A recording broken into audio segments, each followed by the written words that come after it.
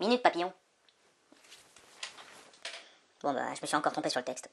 Bonjour à tous les créateurs et bienvenue sur Tisseurs d'Histoire et de Monde, la chaîne des créateurs indépendants. Aujourd'hui, on va aborder, comme l'indique le titre de la vidéo, la question de s'accompagner ou tout créer solo. Donc la création, déjà de base, c'est quelque chose de personnel. Maintenant, il faut savoir que le personnel peut les personnels peuvent s'ajouter. Vous pouvez avoir plusieurs créatifs sur un seul projet, ça n'empêche pas.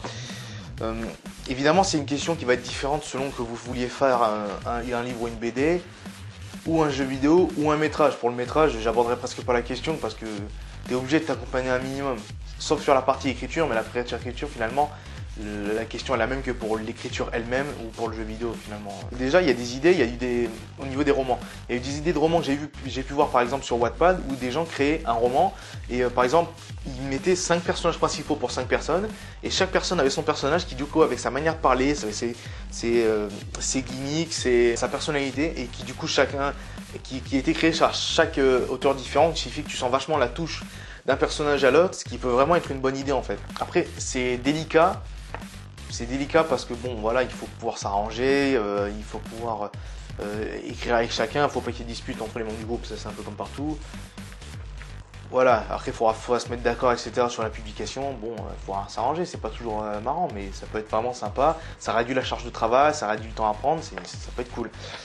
Au niveau des jeux vidéo, là vraiment ça peut être vraiment très très bien, c'est même mieux de le faire à plusieurs parce que vous pouvez séparer vos tâches. Faut rappeler que le jeu vidéo c'est très long, c'est un travail de longue haleine. Faire un jeu, ça se fait pas en deux, ça se fait en des mois et avec beaucoup de travail. Donc oui, c'est sûr, si vous pouvez être plusieurs, clairement, c'est bien. Surtout si vous pouvez séparer les talents. Il y en a un qui est plus doué en son, il s'occupe de la bande son, l'autre des graphismes, mais il y en a un s'il est plus dans le codage pur.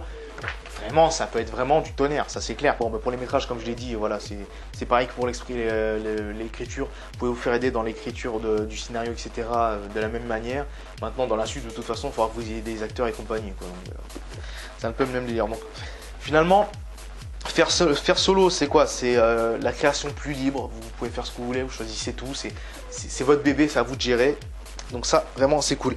Le schedule, votre emploi du temps est mieux libéré, c'est-à-dire que vous pouvez écrire pendant la nuit, le soir, ce que vous voulez. Vous n'avez pas à donner à des gens, vous n'avez pas à filer les graphismes ou quoi à un mec pour qu'il puisse les coder sur le jeu vidéo si c'est ce que vous faites. C'est sûr que clairement, ouais, le côté liberté, c'est vraiment un truc qui se kiffe. Je tiens à signaler par exemple que moi, je suis très solitaire déjà dans ce que je crée, puis même de manière générale. Du coup, mon avis est peut-être un peu biaisé. Voyez ça avec des pincettes et calculez-le pour vous. Les avantages et les inconvénients. Bon, évidemment, vous n'avez pas de compte à rendre quand vous êtes en solo, ça c'est bien parce que voilà, vous n'avez pas de critiques qui peuvent venir faire d'un côté, vous n'avez pas de ah mais t'es pas assez rapide, voilà. Si par exemple vous êtes un créateur du dimanche ou de toutes les 2 semaines, bien personne ne pourra vous emmerder parce que vous êtes tout seul. Maintenant, bon, moi je vous inviterai à être plus régulier si vous créez toutes les 2 semaines, parce que le problème c'est que créer toutes les 2 semaines, à chaque fois, il vous faut re-rentrer dans ce que vous avez déjà créé, vous rappeler un peu tout le délire et tout, alors que si c'est quelque chose que vous faites tous les jours, c'est comme tout, ça va vraiment aller beaucoup plus vite, vous allez être plus productif, et en plus comme la création c'est quelque chose de vraiment cool, n'hésitez pas, maintenant vous faites ce que vous voulez, mais voilà. Être solo, ça évite les surprises, ça évite qu'un jour, un mec, il a le cul de traviole, alors du coup, ça part en couille, tatati, tatata. Un jour, ils se sont disputés, tatati, tatata, alors il veut te faire un ultimatum. Un jour, il a effacé tous les graphismes qu'il avait sur son ordi parce qu'il a pété un plomb. Après, il l'a regretté, mais du coup, c'est trop tard. Bon, voilà, après, ça dépend de vos amis et de compagnie, mais voilà, ça peut éviter les surprises. Si vous êtes un peu parano et tout, bah, solo, ça peut être bien. Ensuite, il y a le fait qu'on va pas se mentir, quand vous êtes solo, la gloire et la thune, elle est toute pour vous. Bon alors la gloire, je ne sais pas si tout le monde va la chercher, surtout que si vous écrivez ou vous programmez un jeu vidéo, logiquement vos noms ils vont pas être trop connus que vous soyez solo à plusieurs. Mais au niveau de la thune, par contre, ça compte bien parce que si on prend l'exemple d'un livre, comme on disait tout à l'heure, vous l'écrivez à 5, c'est bien. Mais après, quand vous allez vendre le livre, même si vous le vendez en auto-édition et que vous arrivez à faire une marge de 5 €, ça va être 1 € par personne avant impôt. Et alors si vous le faites éditer chez une maison d'édition normale, 50 centimes coupés en 5, ça va faire 10 centimes par vente avant impôt. Donc ouais, voilà, il y a aussi ça, hein, la thune ça compte. Hein. Bon, dans le jeu vidéo et les métrages c'est encore autre chose parce que ça brasse un peu plus. Mais dans le milieu des romans et des BD, c'est un peu plus délicat quoi. Faudra pas espérer avec que des œuvres à plusieurs gagner votre vie, à moins vraiment d'être très productif, que du coup comme vous êtes 5, au lieu de sortir un livre tous les 1 an et demi, vous sortez un livre tous les 3 mois, quelque chose comme ça, parce que du coup vous améliorez votre productivité quoi. Bon, ça c'était pour être solo. À plusieurs, l'avantage c'est que c'est moins long, c'est vraiment très moins long, c'est beaucoup moins long, pardon. Surtout quand vous faites du jeu vidéo ou un film, vraiment ça peut aider. Bon, un film à la limite c'est normal, mais vraiment dans le cas d'un jeu vidéo par exemple, ça peut vraiment aider. Dans le cas d'une BD, il y en a un qui écrit l'histoire, l'autre qui fait des dessins, ça peut aller plus vite. Si quand vous faites un livre, il y a un chapitre qui est écrit par l'un par l'autre, avec des choses comme ça, vous arrangez. Par exemple, il y a un point de vue, le chapitre d'après c'est le point de vue de l'autre perso, etc. Et que le livre est consigné quasi uniquement comme ça, vraiment ça va aller beaucoup plus vite et ça peut être vraiment cool. Plusieurs, ça veut dire plus d'idées.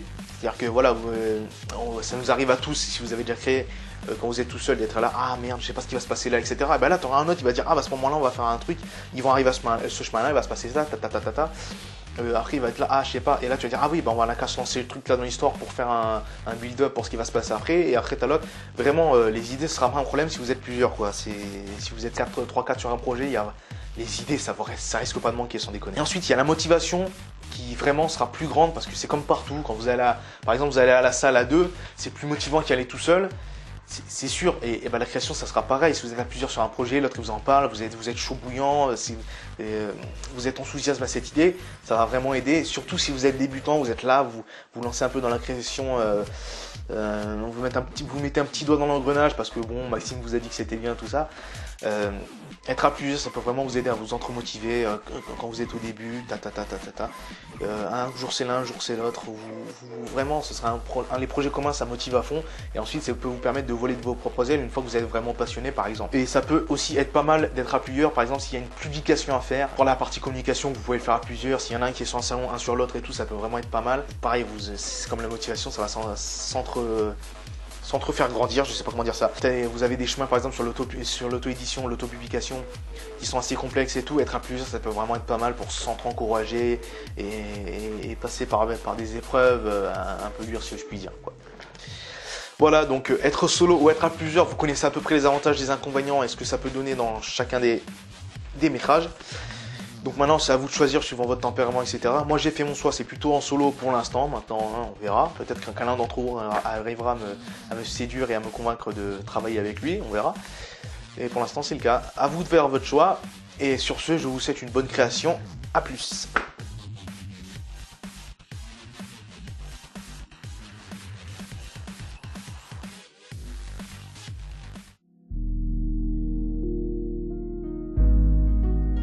J'suis bloqué dans notre salle, y'a des particules dans les airs. Parti trop loin dans les bois, j'suis face au démon gorgon. La style paraît trop ça, dématriculé par l'hiver. Que des vagues sur des jeux que j'vois s'effacer dans mon corps. Avec le sommet croisé le fer, j'entends partout mais qui peut le faire. La vision toujours voilée par les cris des corbeaux.